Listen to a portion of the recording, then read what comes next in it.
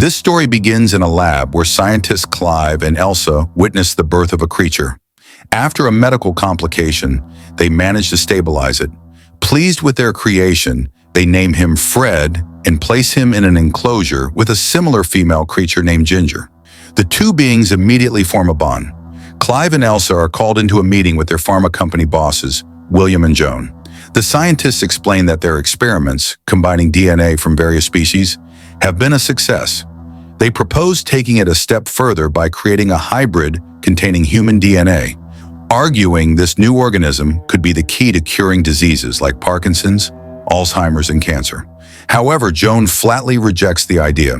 She considers it a moral line that shouldn't be crossed and believes public opinion would be against it. She orders them to scrap the project and focus on the next phase, isolating the proteins produced by Ginger and Fred for use in livestock. Frustrated, Clive and Elsa leave the meeting. They don't want to waste years on a project they see as inferior. Secretly, they decide to move forward with their original plan.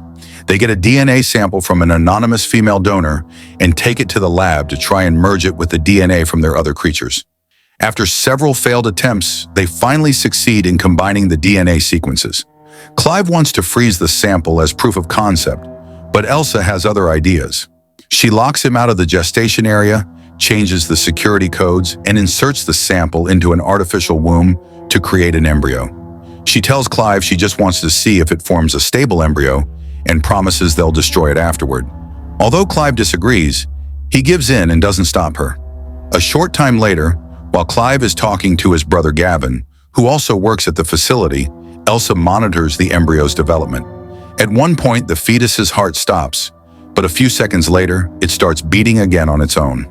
That night at home, Clive and Elsa argue about moving. He wants a bigger place with the idea of having a child, but she shuts him down. Their conversation is cut short by an alert from the lab. When they arrive, they find the fetus is being born, months ahead of schedule. The artificial womb can't handle the pressure, so Elsa decides to intervene manually. As she reaches in, the creature grabs her arm tightly and stings her with its tail. To free her, Clive smashes the pod with a chair. The creature is left hanging, and he catches it in a container. Elsa's hand has a severe reaction to the sting, but Clive administers an antidote and stabilizes her. Shaken by the incident, Clive decides they have to kill the creature. Elsa objects, insisting they should study it, but Clive is determined and says he'll do it himself. When they go to the lab to put it down, they find the creature motionless and assume it's dead. However, it has only shed a cocoon-like skin. Suddenly, the real creature, now larger, leaps out and starts darting around the room. Clive tells Elsa to get out so he can release a gas to kill it, but she refuses. She enters the room, takes off her mask, and slowly approaches to show she means no harm. The creature, which has animal-like legs and a stinger tail, calms down and sniffs her curiously.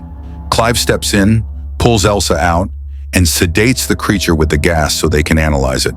During their examination, they discover its anatomy is entirely new and that it's aging at an accelerated rate. Elsa convinces Clive to keep it alive to observe its full life cycle. At first, they struggle to feed it because it refuses to eat, but they soon find out it loves sweets and manage to nourish it by mixing sugar into its food. The creature continues to grow, developing a more humanoid appearance.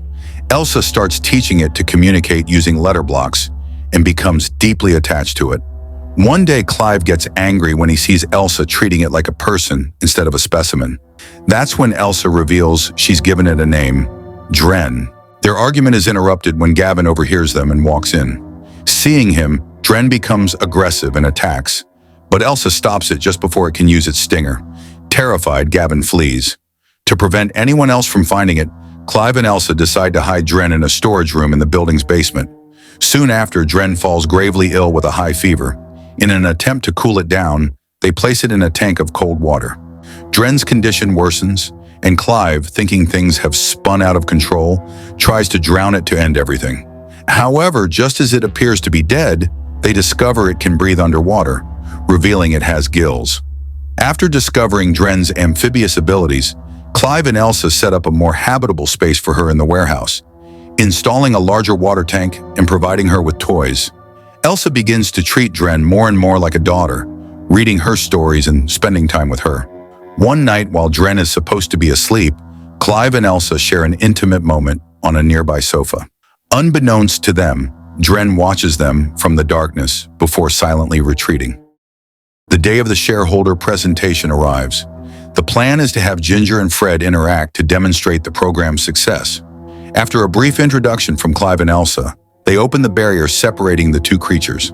Instead of bonding, the two beings viciously attack each other. Amid the chaos and the audience's screams, the glass enclosure shatters, and the situation turns into a disaster. Later, in a meeting with Joan, the cause is revealed.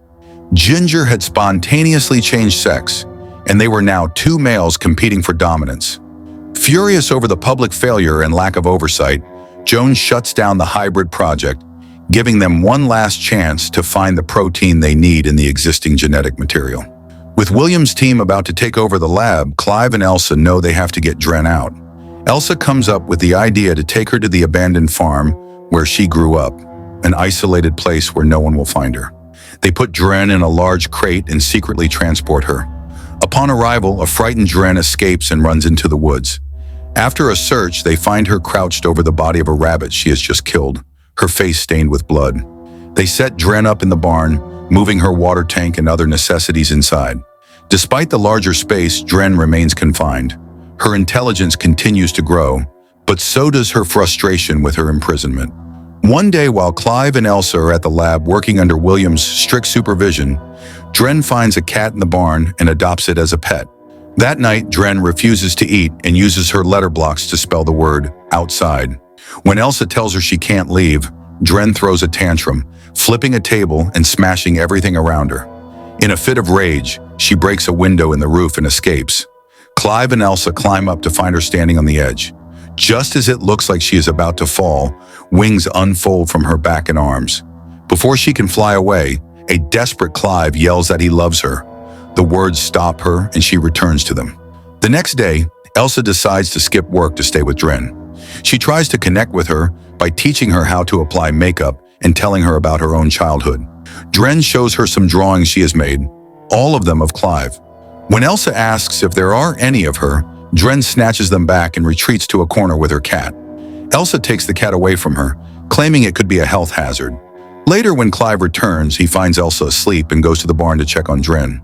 He finds her looking sad, so he puts on some music and tries to cheer her up by teaching her to dance. During the dance, the physical closeness causes Clive to become attracted to her.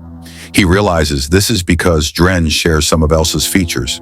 Disturbed by his own feelings, he stops and leaves. The next morning, Clive confronts Elsa, asking if she used her own DNA in the experiment. She admits it, which leads to a huge fight. Angry, Clive storms out. Feeling guilty, Elsa goes to the barn to return the cat to Dren as a peace offering. However, Dren stares at her and, in an act of defiance and cruelty, kills the cat with her stinger. She then attacks Elsa, not to hurt her, but to snatch the keys from around her neck and escape. Elsa reacts quickly, hitting her over the head with a shovel and knocking her unconscious. When Dren regains consciousness, she finds herself strapped to a table in the barn. Elsa, now treating her solely as an experiment, cuts off her clothes and uses a pair of shears to remove the stinger from her tail. Shortly after, Clive returns and finds Dren injured and tied down. Elsa informs him that Dren became aggressive and she had to remove the stinger, which she has taken to the lab to synthesize the protein they needed. Once Elsa leaves, Clive frees Dren and cares for her. Meanwhile, Elsa spends the night at the lab and successfully synthesizes the protein, informing William of her breakthrough. Back at the farm, Clive grows closer to Dren. One morning, she surprises him with her wings unfurled and kisses him. Although he resists at first, he eventually gives in to the attraction, and they have sex. Just then, Elsa arrives and discovers them. Horrified, she gets in her car and drives away. Clive follows her to her apartment, where they have a massive fight about everything that has happened. They both feel guilty for how they've handled the situation, he for his actions and she for mutilating Dren. They realize the experiment has spiraled out of their control and that they've crossed too many lines. They come to the painful conclusion that they have to end it all and decide to kill Dren. They return to the farm, but when they look for Dren, they find her submerged in the water tank, gravely ill and barely alive. A short time later, Dren dies in their arms. Devastated, they bury her outside the barn and burn her belongings. As they do, a car pulls up to the property. It's William and Gavin. Gavin has told William everything, and to make matters worse, William had found human DNA in the samples Elsa gave him. William demands to see the creature, but Clive and Elsa tell him it's dead and buried. Just then, a new creature bursts from the ground. Dren wasn't dead. She has changed sex and transformed into a larger, more aggressive male being. The creature attacks, grabbing William and killing him. It then snatches Gavin and drags him away as well. Clive and Elsa flee into the woods, ending up at the edge of a lake. The creature finds them and pulls Clive into the water. Elsa manages to pull him out, but he's unconscious. Dren emerges from the water and chases after Elsa, who runs for her life. The creature catches her, pins her to the ground, and assaults her. At that moment, Clive regains consciousness and rushes to help, managing to stab the creature in the back with a wooden stake. Enraged, Dren turns and attacks Clive. Elsa grabs a large rock and smashes the creature over the head to save him. But before it dies, the creature uses its stinger tail to pierce Clive through the chest, killing him instantly. With her last bit of strength, Elsa takes the rock and crushes Dren's head, finally destroying her creation for good. Sometime later, Elsa is in an office with Joan. The executive explains that, despite the disaster, Dren's body contained chemical compounds of incalculable value to the company. She offers Elsa a large sum of money to continue the research, on the condition that she never speaks of what happened to anyone. Elsa signs the contract. As she stands up from the chair, it's revealed that she is pregnant.